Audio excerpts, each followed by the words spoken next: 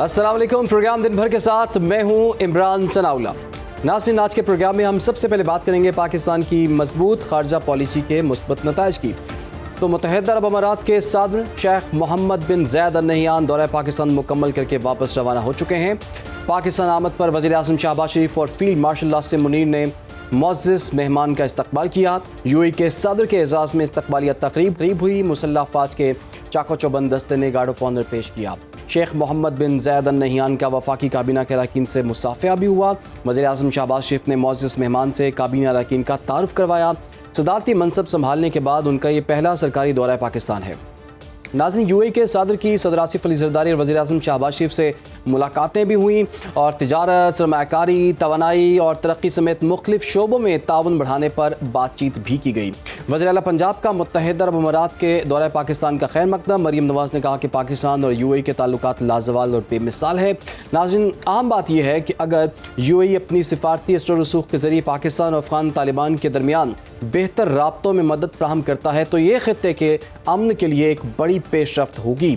اسی پر ہم بات کریں گے. ماہر بین الاقوامی امور ہیں سدرا سدوسی صاحبہ.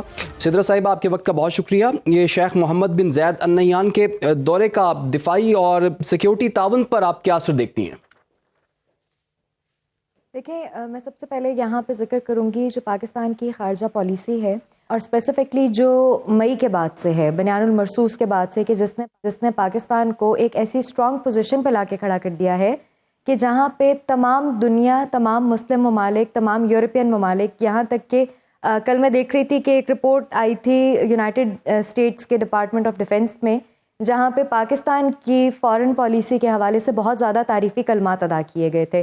تو ہمارے ساتھ ڈیفنس پیکٹ کرنا سعودی عرب کا، یا ہمارے ساتھ جو ہے وہ بنگلہ دیش کا ایم او یو سائن کرنا، یا یو ایس اے کا ایم او یو سائن کرنا ہمارے ساتھ، اور ابھی یہ ریسنٹ وزٹ، تو سب سے زیادہ کامیابی اور اس کا تمام سہرا تو جاتا ہے ہماری افواج کو، تمام افواج کو، اس کے علاوہ ہماری موجودہ حکومت کو، کہ جنہوں نے نہ صرف پاور ڈائنامکس کو چینج کیا ہے بنیان المرصوص کے بعد، بلکہ اتنی بہترین شاندار خارجہ پالیسی ہے ہماری کہ بہت سارے وہ ممالک جو شاید پاکستان کہیں پردے کے پیچھے چھپ گیا تھا پچھلے کچھ عرصے میں، اور ایک دم سے ابھر کے سامنے آیا ہے. پوری دنیا اس وقت پاکستان کی طرف نظریں جما کے بیٹھی ہوئی ہے، چاہے وہ دفاعی امور ہوں جیسے سعودیہ کا ہے، اور یا جس طرح ابھی آپ نے بات کی تجارت کے حوالے سے، تو آرٹیفیشل انٹیلیجنس کے اندر انویسٹمنٹ کی بات ہے، یا آئل اینڈ گیس میں انویسٹمنٹ کی بات ہے، تو الحمدللہ پاکستان جو ہے وہ اس وقت دنیا کے نقشے پہ چھایا ہوا ہے. اچھا سدرا صاحبہ، یہ بھی بتائیے گا، ابھی آپ نے توانائی اور تجارت کی بھی بات کی ہے، تو معاشی طور پر اس دورے کو آپ کس طرح سے دیکھتی ہیں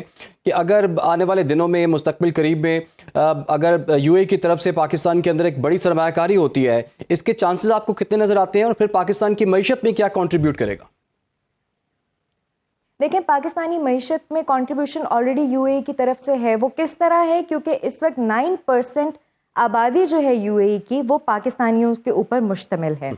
سو اگر یہاں پہ نئے پروجیکٹس کا ودن پاکستان آغاز ہوتا ہے، یا مزید ویزا پالیسیز کو سافن اپ کیا جاتا ہے، اور ریمیٹنسز آتی ہیں پاکستان میں، یا پاکستان کے اندر جو ہے وہ مواقع فراہم کیے جاتے ہیں ڈفرینٹ انویسٹمنٹس اور پروجیکٹس کے بعد پاکستان میں بیٹھی ہوئی عوام کو، تو یہ نہ صرف ایک بہت بڑا قدم ہے ہماری معیشت کو اسٹرانگ کرنے کے لیے، بلکہ ان اقدامات سے ہم بہت آسانی سے آئی ایم ایف سے بھی چھٹکارا حاصل کر سکتے ہیں. اچھا، دوسرا اگر دیکھا جائے خطے کی صورتحال کے حوالے سے، تو پاکستان افغانستان کی کشیدگی جو ہے وہ ابھی تک بھی کم نہیں ہوئی، اور بہت سے ممالک نے ایفرٹس بھی کیے ہیں. سعودی عرب ہے، ایران بھی ہے، دیگر ممالک بھی ہیں.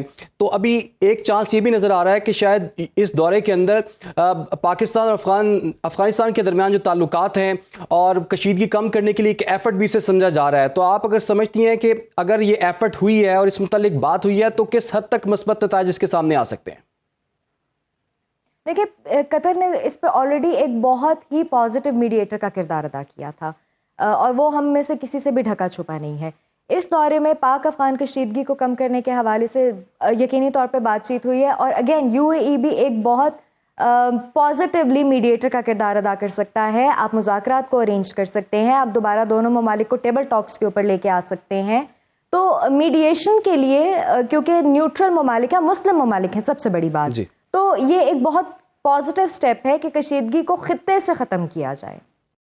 ٹھیک ہے، بہت بہت شکریہ آپ کا سدرہ سدوزی صاحبہ، آپ نے ہمیں وقت دیا اور خاص طور پر پاکستان کے تعلقات کے حوالے سے بات کی ہے۔ اس دورے کو بڑا غیر معمولی دورہ کہا جا رہا ہے، اور تجارت کی بات کر لی جائے، توانائی کی بات کر لی جائے، معاشی لحاظ سے بھی اس دورے کی بڑی امپورٹنس ہے، اور خاص طور پر پاکستان اور UAE کے تعلقات جو ہے وہ اس میں جو ہے مزید بہتری اس میں دیکھنے کو ملے گی۔ اور ہم امید کرتے ہیں کہ جو 14 لاکھ پاکستانی اس وقت دبئی میں موجود ہیں، اور حالیہ ہم نے یہ بھی دیکھا کہ ویزا پرابلمز بھی ہمیں دیکھنے کو ملے تھے، تو امید کرتے ہیں کہ وہ ویزا پرابلمز بھی جو ہیں اس دورے کے بعد جو ہے وہ حل ہو جائیں گے۔ آگے بڑھتے ہیں جی پروگرام میں، اب کچھ بات کریں گے وزیر اعلیٰ KP کے دورہ لاہور کی۔ تو جناب آج لاہور میں سیاسی اور سیکیورٹی کے اہم معاملات ایک ساتھ زیر بحث ہیں۔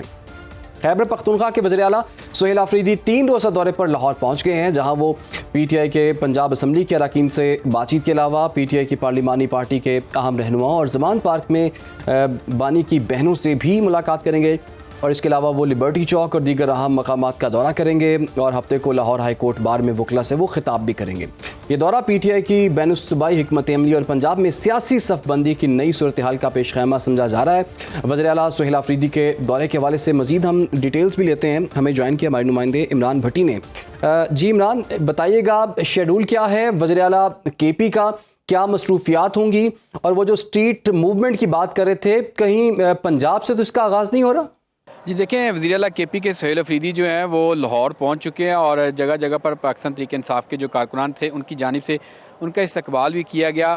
آج جو ہے وہ پنجاب اسمبلی آئیں گے۔ یہاں پہ پنجاب اسمبلی میں جو ہے وہ پارلیمانی پارٹی کے جو اراکین ہیں ان سے ملاقات کریں گے، خطاب کریں گے، اور جو لاہے عمل ہے وہ جو PTI کا اس کے اوپر بھی بریفنگ ہوگی۔ اس سے قبل جو ہے سینٹر اون عباس بپی جو ہیں وہ بھی یہاں پر پہنچے ہیں، اور ایک حکمت عملی جو پاکستان تحریک انصاف عوامی اسٹریٹ موومنٹ کی کرنا چاہتی ہے اس کے اوپر بھی گفتگو ہوگی۔ اس کے بعد جو ہے وہ صحافیوں سے بھی گفتگو کریں گے، پھر میڈیا سے بھی ان کے انٹریکشن ہے، اور پریس کانفرنس بھی ہے۔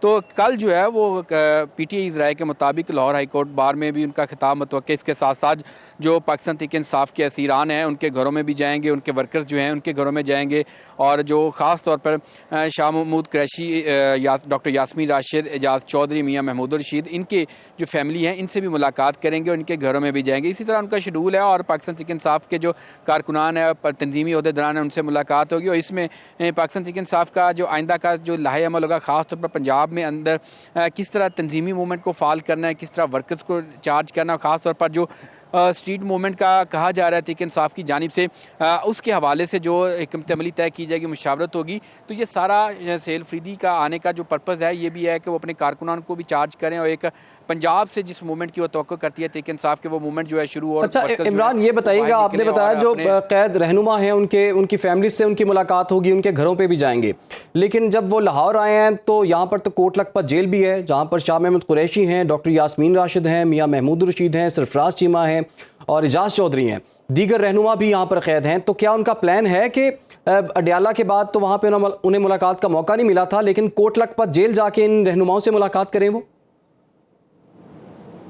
جی بالکل، یہ ان کی طرف سے باقاعدہ پنجاب گورنمنٹ کو جب انہوں نے لیٹر لکھا تھا، سمری بھیجی تھی 24 دسمبر کو، اس میں یہ لکھا تھا کہ وہ کوٹ لکھپت جیل کا بھی دورہ کریں گے اور اسیران سے وہ ملاقات کرنا چاہتے ہیں۔ اس سلسلے میں جو بھی حفاظتی انتظامات ہیں، جو بھی سیکیورٹی پروٹوکولز ہیں وہ پورا کیا جائے، تو یہ باقاعدہ ان کے شیڈول میں شامل ہے۔ اب آگے انتظامیہ اس کو کس طرح دیکھتی ہے، انہیں ملاقات کرنے دی جاتی ہے یا نہیں دی جاتی، یہ تو انتظامیہ اور یہاں کی سیکیورٹی جو ہیں ان سے جو پرمیشن آئے گی اس سے پتہ چلے گا کہ آیا کہ وہ ان سے ملاقات کر پاتے ہیں یا نہیں۔ تاہم جو ان کا دورہ جو اسکیجول ہے اس میں ضرور شامل ہے کہ وہ کوٹ لکھپت جیل جانا چاہتے ہیں، اور وہاں پہ جو شاہ محمود قریشی، ڈاکٹر یاسمین راشد ہے، اور اعجاز چودھری، میاں محمود الرشید، عمر سرفراز چیمہ، ان سے ملاقات کرنا چاہتے ہیں۔ یہ انہوں نے باقاعدہ سمری جو ہے وہ ارسال کی ہوئی تھی وزارت داخلہ پنجاب کو، اور اسی کے تحت جو ہے وزارت داخلہ پنجاب کی جانب سے ان کے دورہ لاہور کے دوران جو ہے سیکیورٹی پروٹوکولز جو ہے وہ طے کیا گیا، سیکیورٹی ان کے لیے جو بڑھائی گئی، اور خاص طور پر جہاں جہاں پہ بھی ان کا کوئی پلان ترتیب دیا گیا، اس حوالے سے پنجاب حکومت کی جانب سے بھی خصوصی ہدایت کی گئی ہے پنجاب پولیس کو کہ تمام جو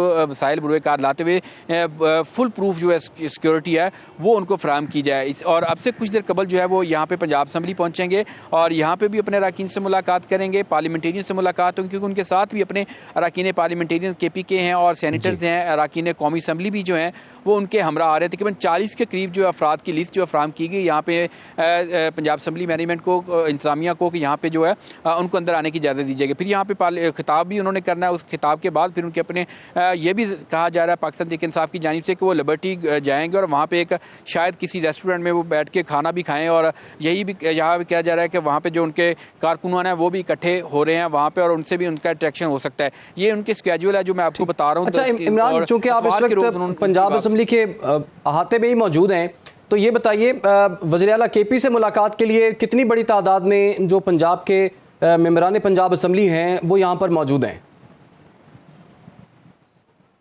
جی دیکھیں، جتنے بھی تحریک انصاف کے اراکین پارلیمنٹیرینز ہیں ان کو خصوصی طور پر ہدایت کی گئی تھی کہ جب سی ایم کے پی یہاں پر آئیں تو تمام اراکین جو ہیں اپنی حاضری کو یقینی بنائیں. اسی سلسلے میں تمام اراکین پارلیمنٹیرین یہاں پہ موجود ہیں، اور اپوزیشن لیڈر جو ہے پنجاب اسمبلی کے معین ریاض قریشی وہ بھی اندر موجود ہیں، اور سینیٹر اون عباس بپی وہ بھی یہاں پر پہنچے ہیں، ان کا نام بھی فہرست میں تھا، وہ بھی پنجاب اسمبلی میں آئے. تو اسی طرح تمام پارلیمنٹیرین جو ہیں ان کو ہدایت نامہ جاری کیا گیا تھا. وہ اس وقت پنجاب اسمبلی کے ایوان میں موجود ہے. کمیٹی روم میں جو ہے وہ ان کی باقاعدہ میٹنگ ہوگی، بریفنگ ہوگی، پارلیمانی پارٹی کے اجلاس سے وہ خطاب بھی کریں گے، اس کے بعد جو ہے وہ یہاں سے روانہ ہوں گے. ٹھیک ہے، بہت شکریہ آپ کا عمران بھٹی جو کہ ہمیں آگاہ کرے تھے.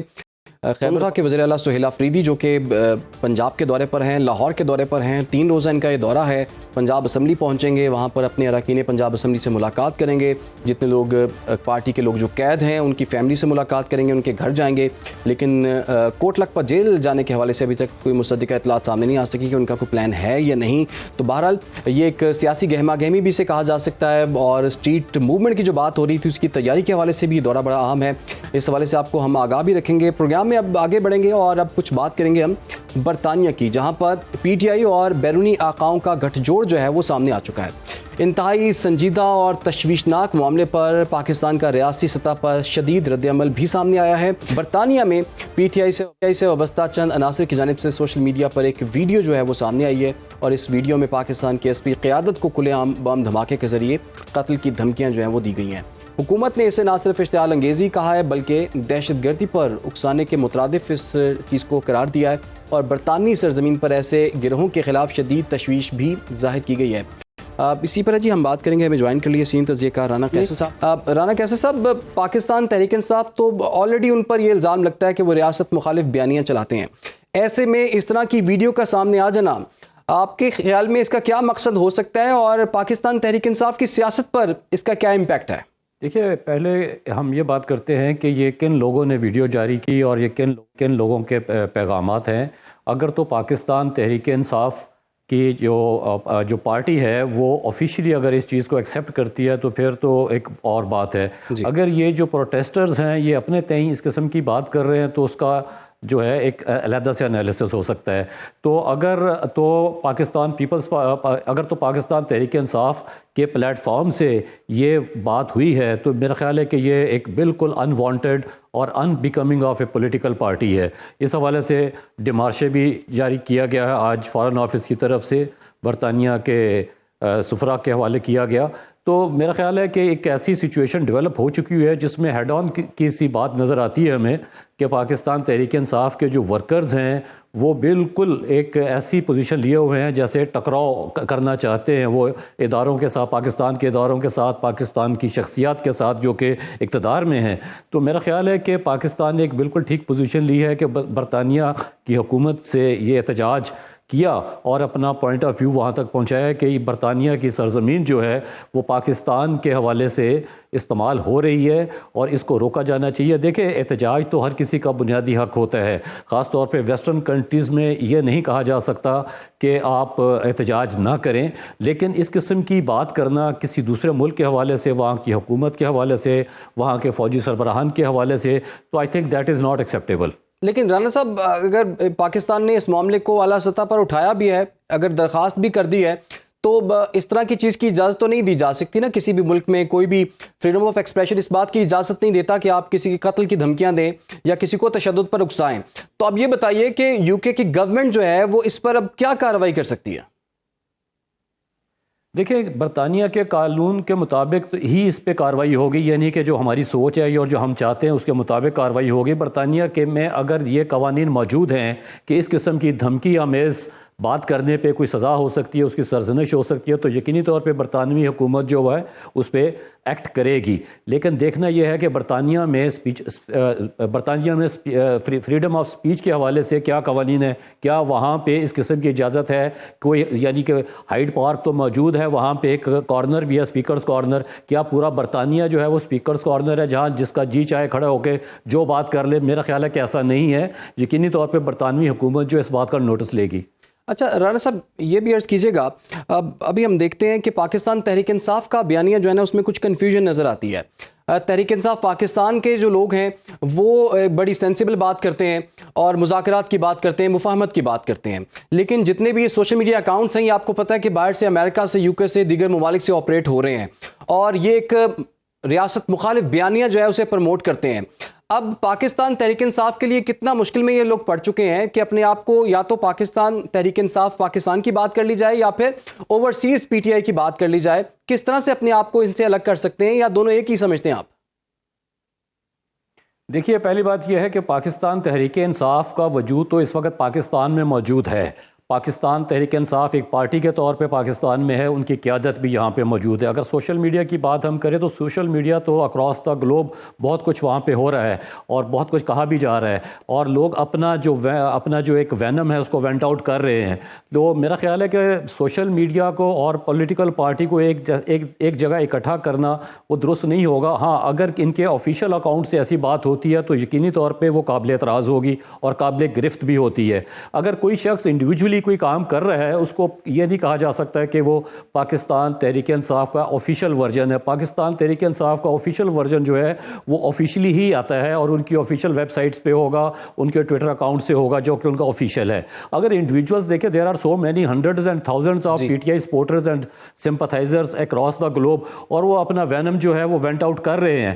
تو اس کا مطلب یہ نہیں ہے کہ اگر کوئی شخص جو ہے کہیں دنیا سے کوئی بات کرتا ہے اس کا کسی بھی پولیٹیکل پارٹی کے ساتھ تعلق ہوگا تو یا اس کی وہ آفیشیل پوزیشن ہوگی. تو اس وقت پاکستان میں آپ دیکھیں کہ پاکستان تحریک انصاف جو ہے اس کے حوالے سے بہت کچھ ہو رہا ہے، بہت ساری باتیں ہو رہی ہیں اور اس میں بہت ساری ایکٹیویٹی بھی ہمیں دکھائی دے رہی ہے، ڈائلاگ کی بات بھی ہو رہی ہے. تو this is the exact position of Pakistan Tehreek Insaf. ٹھیک ہے جی، بہت بہت شکریہ آپ کا رانا قیصر صاحب ہمارے ساتھ تھے. اور پاکستان تحریک انصاف کے لیے کچھ کم مشکلات نہیں ہیں، لیکن اس طرح کی ایکٹیویٹیز کے بعد مزید مشکلات میں اضافہ ہو جاتا ہے. ایک طرف پاکستان تحریک انصاف جو پاکستان چیپٹر ہے وہ بڑی مفاہمت کی بات کر رہا ہے، بیرسٹر گوہر کی بات کی جائے وہ مذاکرات کی بات کرتے ہیں، لیکن جب اوورسیز جتنے بھی اکاؤنٹس آپریٹ ہو رہے ہیں یا عمران خان کے جو ایکس اکاؤنٹ ہے وہ جو آپریٹ ہو رہا ہے وہاں جس طرح کی زبان استعمال کی جا رہی ہوتی ہے، اور خاص طور پر جو یو کے کا ویریفائڈ اکاؤنٹ ہے پی ٹی آئی کا، وہاں سے جس طرح کی ویڈیوز جو اپلوڈ کی جا رہی ہیں وہ کافی شکوک و شبہات کو جنم دیتی ہیں کہ آیا یہ بیانیہ پارٹی نے بنانا ہے یا پھر اوورسیز کے ہاتھ میں یہ بات چلے گی. آگے بڑھتے ہیں جی، نائجیریا کی بات کرتے ہیں. نائجیریا کے صوبے سوکوٹو میں امریکہ کی جانب سے کیے گئے اس فضائی حملے کی ہم بات کریں گے جس نے بین الاقوامی سطح پر ایک نئی بحث چھیڑ دی ہے. نائجیریا کی حکومت کی درخواست پر امریکی افواج نے داعش سے وابستہ شدت پسندوں کے ٹھکانوں کو نشانہ بنایا جس پر بے گناہ شہریوں خاص طور پر مسیحی برادری پر حملے کرنے کے الزامات تھے.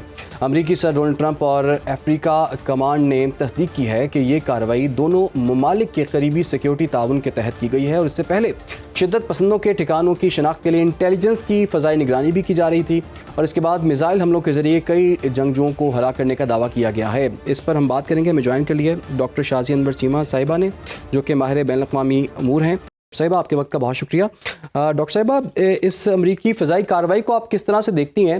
کیا یہ واقعی دہشت گردوں کے خاتمے کے لیے کی گئی ہے یا اس خطے میں اس سے کشیدگی بڑھے گی؟ دیکھیں ہسٹری بتاتی ہے کہ اس طرح کے حملوں سے کشیدگی ہمیشہ بڑھتی ہے، اور نائجیریا کے اندر بھی اس کے بارے میں دو رائے ہی ہیں. نائجیرین گورنمنٹ نے کولیبوریٹ کیا ہے افقام کے ساتھ اور بہت زیادہ ان کے ساتھ بات چیت کی ہے، بلکہ ان کو آمادہ کیا ہے کہ دہشت گردوں کے ٹھکانوں پر حملے کیے جائیں اور ان کو جو ہے ان کا خاتمہ کیا جائے، جس میں بوکو حرام اور پھر اس کی باقیات کا مل جانا داعش کے ساتھ جو ہے، اور اب سنا ہے کہ کچھ اور بھی وہاں پہ ٹیررسٹ آؤٹ فٹ ہیں. لیکن گراؤنڈ ریالٹی پہ یہ ہے کہ سکوٹو ریپبلک جو ہے اس پہ جو اٹیک ہوئے ہیں اس میں کولیٹرل کیجولٹیز بہت زیادہ ہیں، اور اس کا پریٹینس یہ رکھا گیا ہے کہ وہاں پہ جو مسلمان دہشت گرد ہیں وہ عیسائی امن پسند لوگوں کے اوپر حملے کر رہے ہیں اور ان کے لیے ایگزسٹینشیل تھریٹ ہیں. لیکن رپورٹس یہ بتا رہی ہیں کہ ان حملوں میں بھی ابھی تک جو ہیں وہ کرسچنز جو ہیں وہ کولیٹرل بنے ہیں، کیونکہ وہاں پہ ساری آبادی جو ہے وہ سائڈ بائی سائڈ رہ رہی ہے. تو یہ مکس جو ہے وہ اوپینین ہے. ابھی صرف ہمیں ایف کام کے آفیشیل پیج سے انفارمیشن ملی ہے، اور پھر ٹرمپ نے خود اپنے سوشل میڈیا پہ یہ پوسٹ کیا ہے کہ ہم نے بہت بروٹل اٹیک کیا ہے. وہاں پہ جو شپ ہیں ایف کام کے قریب نائجیریا کے، تو وہاں سے ہم نے اٹیک کیا ہے. اٹیک پہ کچھ لوگ کہہ رہے ہیں ٹاماہاک میزائل تھا، ابھی اس کی بھی کنفرم رپورٹ نہیں ہے، لیکن یہ کنفرم ضرور ہے کہ وہاں پہ نقصان بہت زیادہ ہوا ہے. اور جو لوگ اس چیز کے اگینسٹ بات کر رہے ہیں اور نائجیرین گورنمنٹ کے اس ایکشن کے اگینسٹ کے، انہوں نے امریکہ کو خود گھر بلا کر اپنے ہی ملک کے اندر ان سے یہ کام کروا کے اب ان کے پاس آپشن نہیں رہے گی ان کو واپس یہاں سے نکالنے کی. تو ان کا یہ کہنا ہے کہ جیسے بوکو حرام جو ہے وہ اس طرح سے ختم نہیں ہو پایا، اسی طرح دہشت گرد جو ہیں وہ کبھی بھی اس طرح پن پوائنٹ ٹھکانوں پہ حملے کرنے سے وہ اس طرح نہیں ہوتا کہ دہشت گردی کر کے وہ ایک جگہ پہ بیٹھے ہوئے ہیں. جی. تو آپ اس کی کبھی بھی کلیم نہیں کر سکتے کہ آپ نے یہ اٹیک کر کے دہشت گردی ختم کر دی ہے. اگر ہم اس کی مثال اور اسی جو ہے وہ جو امریکہ کی وار آن ٹیرر کی مثال اگر پاکستان اور افغانستان کے حوالے سے دیکھ لیں تو یہاں بھی جو ہے کتنے حملے جو ہیں وہ کیے، اور امریکہ نے کتنا یہاں پہ جو ہے وہ تباہی اور بربادی مچائی وار آن ٹیرر پہ، مگر دہشت گردی ختم نہیں ہو رہی. آج بھی ہم اسی دہشت گردی کا سامنا کر رہے ہیں، اور یہی نائجیریا کے اندر ہے. تو لوگ جو ہیں ان کے اندر ریزنٹمنٹ ہے نائجیرین گورنمنٹ کے بہاف پہ بھی کہ یہ اس گورنمنٹ کو یہ نہیں کرنا چاہیے تھا. انہوں نے خود جو ہے وہ بلایا ہے، انوائٹ کیا ہے اس اٹیک کو. ان کو یہ انٹرنل میٹر خود سالو کر لینا چاہیے تھا، اور اگر یہ ان کی مدد کو حاصل کیا ہی ہے تو پھر اس کے اندر جو ٹارگیٹڈ اٹیک ہیں وہ پورے ایک ریپبلک جو ہے اس کو یہ کہنا کہ یہ دہشت گردوں کے کنٹرول میں ہے، اور یہ پوری جو سکوٹو ہے اس کو ہم جو ہے جب تک ملبے کا ڈھیر نہیں بنا دیں گے تو نائجیریا میں دہشت گردی. ڈاکٹر صاحبہ، جیسے کہ آپ نے افغانستان کا بھی ذکر کیا، پھر عراق کا بھی ہم ذکر کر لیتے ہیں، تو وجہ تو بن جاتی ہے کہ کس وجہ سے اٹیک کیا جا رہا ہے. اور دہشت گردی کے خلاف جنگ بھی ہم نے دیکھ لی، کافی طویل جنگ تھی ہے، لیکن اس کا حاصل حصول کچھ نہیں ہو سکا. اب بھی جو نائجیریا پر جو جس طرح سے اٹیک ہوا ہے امریکہ کی جانب سے، یہ جو کارروائی کی گئی ہے، آپ سمجھتے ہیں یہ کارروائی بس یہاں تک محدود تھی، یا یہ کل کے لیے ایک اور اپرچونٹی مل چکی ہوئی ہے کہ کہیں بھی یہ بہانہ بنا کے یا یہ بتا کے کہ یہاں پر داعش کے لوگ ہیں، یہ دہشت گرد ہیں، اور در اندازی ہو سکتی ہے کسی دوسرے ملک کی طرف سے؟ بالکل ہو سکتی ہے. ان کی ہسٹری یہی ہے. مجھے تو لگتا ہے ان کی رول بکس بھی یہی ہیں. دہشت گردوں پہ حملے کی رول بکس بھی شاید ایک ہی ہیں. پہلے ان کو ویسٹ نے خود بنانا ہوتا ہے، پھر بنا کر ان سے اپنی بیڈنگز کرانی ہوتی ہیں، اور جہاں جہاں پہ وہ ان سے نہیں سنبھالے جاتے وہ اٹونومس ہونے کی کوشش کرتے ہیں، تو پھر ان پہ اس طرح سے اٹیک کیے جاتے ہیں. اب اس اٹیک میں ہوتا یہ ہے کہ پھر سویلین پاپولیشن جو ہے اس کا بہت ڈیمیج ہوتا ہے، انفراسٹرکچر کا بہت ڈیمیج ہوتا ہے. اس طرح کے جو آج پوٹینشیل اٹیک وہاں پہ ہوئے ہیں، تو آپ اندازہ لگائیں کہ ایک پورا جس کو سکوٹو ریپبلک کہہ رہے ہیں، تو ایک صوبے جتنا جغرافیہ تو اس جگہ کا ہوگا. تو اس پہ اگر اس طرح آپ جو ہے وہ بمباری کریں گے جس میں آپ کے پاس نہیں معلوم کہ کون آپ کا ٹارگٹ کہاں بیٹھا ہوا ہے، اور آپ اپنی سوشل میڈیا پوسٹ پہ یہ لکھتے پھر رہے ہوں گے، تو پھر وہی ہوگا جو ابھی تک ہوتا چلا آ رہا ہے کہ جو دہشت گرد ہیں وہ بھی ان کی ڈیفینیشن کو بھی تھوڑا سا ری ڈیفائن کرنے کی ضرورت پڑ جائے گی.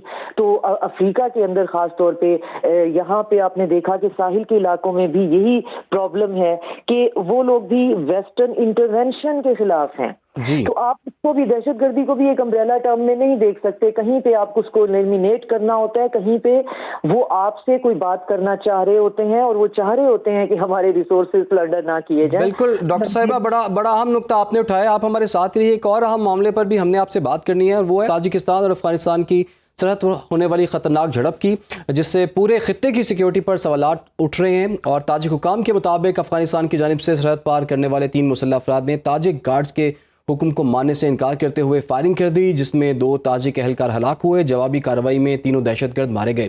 یہ واقعہ ایسے وقت میں پیش آیا جب گزشتہ 1 ماہ میں یہی علاقہ 3 بڑے حملوں کا مرکز بن چکا ہے، جن میں چینی شہری بھی نشانہ بنے، اور تاجکستان ان کارروائیوں کی ذمہ داری افغانستان کے اندر موجود گروہوں پر ڈال رہا ہے۔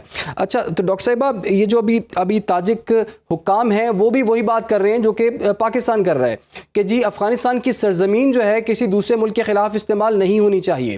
جو افغان طالبان رجیم ہے، آپ نہیں سمجھتی کہ ان کا اپنے سرحدی علاقوں پر کسی قسم کا کوئی کنٹرول نہیں ہے اور نہ ہی ان کی کیپیسٹی ہے، اور ان سے یہ مطالبہ کرنا جو ہے ان کی طاقت سے بڑا ان سے مطالبہ کیا جا رہا ہے؟ اس کا حل کیا ہے آپ کے خیال میں؟ میں تو دیکھیں بار بار یہ عرض کر رہی ہوں کہ ان کے پاس بالکل کیپیسٹی نہیں ہے۔ وہ جتنے بھی جو ہے وہ میچو مین بننے کی کوشش کریں کہ سب کچھ ہمارے کنٹرول میں ہے، ان کے کنٹرول میں نہیں ہے۔ وہ وہاں پہ ایک جو افریقہ تک بھی جو گروپ جو ہیں جن کے اوپر آج بمبارڈمنٹ ہو رہی ہے، یہ اس کے لنکس بھی آپ کو افغانستان میں ملیں گے۔ تو دہشت گرد کہاں بیٹھے ہوئے ہیں، کہاں نہیں بیٹھے ہوئے، یہ بہت سوچ سمجھ کے جو ہے اس کے اوپر بات جو ہے وہ کرنے کی ضرورت ہے۔ تو افغانستان جو ہے اس کے اندر نون دہشت گرد کم از کم 26 سے زیادہ آؤٹ فٹ بیٹھے ہوئے ہیں۔ تو یہی سینٹرل ایشین کنٹریز جو ہیں، جب پاکستان ان سے کہتا ہے کہ ہمیں اس مسئلے کا کوئی حل نکالنا چاہیے، تو یہ وہیں پہ ترمیز ڈائلاگ جیسے جو ہیں وہ ڈائلاگ جو ہیں وہ انیشیٹ کرتے ہیں۔ ریسنٹلی اس کی سیکنڈ جو ہے وہ ایپیسوڈ دوحہ میں ہوا، جس کے اندر یہ ڈسکس ہو رہا تھا کہ افغانستان جو ہے اس کو اکنامکلی اسٹیبل کر دیا جائے تو کتنی اچھی بات ہے۔ تو یہ تو پاکستان بھی کہتا پھر ہے، لیکن پاکستان اب یہ کہہ رہا ہے کہ ابھی کی جو انٹرم ریجیم ہے اس کو آپ اکنامکلی اسٹیبل بھی کر کے دیکھ لیں تو اس کے اندر گورننس کی کیپیسٹی نہیں ہے۔ اب وہاں پہ جو شمس الدین کا ان کا جو علاقہ ہے، وہاں سے وہ بارڈر کراس کرتے ہوئے 2 جو ہیں انہوں نے سیکیورٹی فورسز تاجک جو ہیں ان کو ہلاک کر دیا ہے، باقی 3 جو خود ہیں دہشت گرد وہ مارے گئے ہیں، اور بارڈر کو کراس کرتے ہوئے ایک چیک پوسٹ جو ہے اس کے اوپر وہ کنٹرول چاہ رہے تھے۔ تو اب تاجک چیک پوسٹ پہ کنٹرول کا مطلب ہے کہ اب وہاں پہ جتنے بھی روگ ایلیمنٹ ہیں دہشت گردی کے، وہ اکراس جو ہے وہ بارڈر، چاہے وہ سینٹرل ایشین اسٹیٹ کی طرف ہو چاہے وہ ہماری طرف ہو، وہ بارڈر کی وائلیشن کر رہے ہیں اور ملکوں میں گھسنے کی کوشش کر رہے ہیں، اور وہاں پہ جو امیڈیٹ چیک پوسٹ ہیں ان پہ قبضہ کرنے کی کوشش کر رہے ہیں۔ تو اس ساری ڈاکٹر صاحبہ یہ بتائیے نا، پھر خطے کے جیسے کہ پاکستان متاثرین میں شامل ہے، کیونکہ آپ کو پتہ ہے جو دہشت گردی کے جتنے بڑے واقعات ہوئے ہیں اس کے تانے بانے افغانستان سے ملتے ہیں۔ اب تاجک جو ٹیریٹری ہے وہ بھی ان سے محفوظ نہیں ہے۔ پھر آپ نے دیکھا کہ تاجکستان میں جو حملہ ہوا تھا وہ چینی شہریوں کو ٹارگٹ کیا گیا تھا، تو خطے کے دیگر ممالک بھی تو اس لپیٹ میں آ رہے ہیں۔ ان کے پاس اس کا حل کیا ہے اور کس طرح سے دباؤ بڑھایا جا سکتا ہے افغانستان پر؟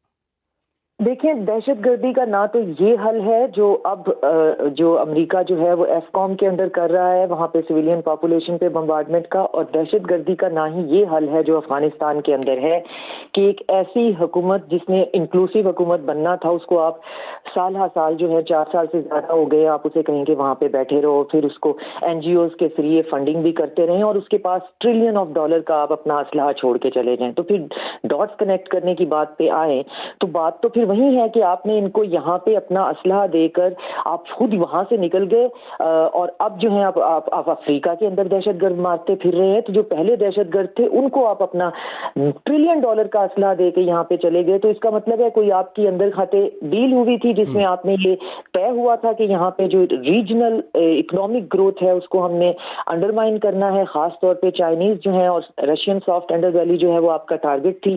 تو پھر ہم اس وقت اتنی کمپلیکس اور ایوالونگ سچویشن میں ہیں جس کے اوپر ہم نیویگیٹ بھی کر رہے ہیں، سروائیو بھی کر رہے ہیں، اور اللہ کا شکر ہے کہ ہم اس میں سے اپنے لیے راستہ بھی ڈھونڈ رہے ہیں، لیکن بہرحال یہ بہت ہی دھند سے بھرا ہوا راستہ ہے اور اس میں راستہ اتنا آسان نہیں ہے۔ ہم صرف اس پہ چل کر کسی راستے پہ پہنچنے کی کوشش ضرور کر رہے ہیں۔ تو ہم تو بار بار یہ کہتے ہیں کہ افغانستان کے اندر جو کچھ بھی ہے اس کو اگر آپ ڈائلاگ سے حل کرنا چاہتے ہیں، اگر آپ وہاں پہ کوئی ریسیپروکل گورنمنٹ بنانا چاہتے ہیں جو ریسیپروکل ہو toward all the neighbour countries, تو وہ ہونی چاہیے، اور ان کو جن کے پاس پولیٹیکل ول نہیں ہے، کیپیسٹی نہیں ہے، ان کو ہٹا دیا جائے اور وہاں پہ کوئی افغان ریپرزینٹیٹیو گورنمنٹ ہو جو افغانیوں کے لیے آل انکلوسیو ہو، عورتیں ہوں، مائنورٹیز ہوں، ڈفرینٹ سیکٹس ہوں، ڈفرینٹ ایتھنیسٹیز ہوں، تو یہ ہمارے ساتھ اس میں شامل ہو جائے۔ تو اس میں ہمیں صرف ایک بیچ دے کر کہ ہم اس ریجن کے سیکیورٹی اسٹیبلائزر ہیں اور آپ اس کا اسپل اوور بھی روکیں اور اپنی جانوں پہ سہ کر آپ ان دہشت گردوں کو یہاں پہ کنٹرول بھی کرتے ہوتے رہے اور ہم جو ہیں اب آگے کہیں اور نکل گئے ہیں، تو یہ سلسلہ بھی زیادہ عرصہ چلے گا نہیں. ہمیں جوائنٹ ٹاسک فورس بنانی پڑے گی جس میں تمام ملکوں کے فوجی جو ہیں وہ شامل ہوں گے اور اس چیز سے جو ہے وہ نمٹیں گے. صرف پاکستان کے اس پہ نہیں ہے کہ آپ ہمیں کہیں بالکل جی، یہ صرف پاکستان کا مسئلہ نہیں ہے، یہ پورے اب خطے کا مسئلہ بن چکا ہے. بہت شکریہ آپ کا ڈاکٹر شازی انور چیمہ صاحب، آپ نے ہمیں وقت دیا. 2021 میں بھی دوحہ معاہدہ جو ہوا تھا اس میں بھی یہ ریٹن چیز موجود ہے کہ جو افغان سرزمین ہے وہ کسی دوسرے ملک کے خلاف استعمال نہیں ہونے دی جائے گی، لیکن اس کی بھی خلاف ورزیاں ہو رہی ہیں. دوسرا یہ کہ افغان جو طالبان رجیم ہے وہ تو عبوری حکومت ہے، اگر وہ اپنے آپ کو حکومت کہتی ہے تو ان کی یہ اتھارٹی نہیں ہے کہ وہ یہ چیز جو ہے وثوق سے کہہ سکیں کہ ہم اپنی سرزمین جو ہے وہ پاکستان کے خلاف استعمال ہونے نہیں دیں گے یا تاجکستان کے خلاف استعمال ہونے نہیں دیں گے. تو بہرحال بڑے لوگوں کا یہ خیال ہے کہ یہ افغان طالبان رجیم جو ہے وہ قائم نہیں رہ سکتی. کچھ دیگر موضوعات پہ بھی ہم بات کریں گے، فی الحال ایک چھوٹی سی بریک، آپ لوگ ہمارے ساتھ رہیے. پروگرام میں ایک مرتبہ پھر سے جی آپ کو خوش آمدید کہتے ہیں. ناظرین، جنوبی پنجاب کے کسان رواں سال سیلاب کے باعث مشکلات کا شکار ہیں. دوسری طرف گندم اور کماد کی خریداری کے خراب نظام سے گندم کی قیمت صرف 2500 روپے فی من ہے، جبکہ گنے کا ریٹ 400 سے 450 روپے تک محدود ہے. دوسری جانب رواں سال شدید سیلابی ریلوں سے کپاس، دھان، گنے اور چارے کی فصلیں شدید متاثر ہوئی ہیں. ملتان، بہاولپور کی بات کر لی جائے اور اس کے علاوہ ڈیرہ غازی خان میں تقریباً 12 لاکھ ایکڑ رقبے پر سیلابی پانی نے تباہی مچا دی، جس سے فصلیں، آم کے باغات اور 2 سے 2.5 لاکھ پودے جو ہیں متاثر ہوئے ہیں. کسانوں کا 2025 جو ہے وہ کیسا گزرا ہے، بات کریں گے. چیئرمین آل پاکستان کسان اتحاد سید محمود بخاری صاحب نے ہمیں جوائن کر لیا. بخاری صاحب، آپ کے وقت کا بہت بہت شکریہ. سر، یہ عرض کیجیے گا کہ 2025 کسانوں کے لیے کیسا رہا؟ بڑی مشکلات بھی آئیں، سیلاب بھی آیا، حکومت کے ساتھ بھی آپ کے معاملات کچھ اچھے طریقے سے نہیں چل سکے، تو سال کے آخر میں آپ کیا کہتے ہیں کہ 2025 کیسا رہا آپ لوگوں کے لیے؟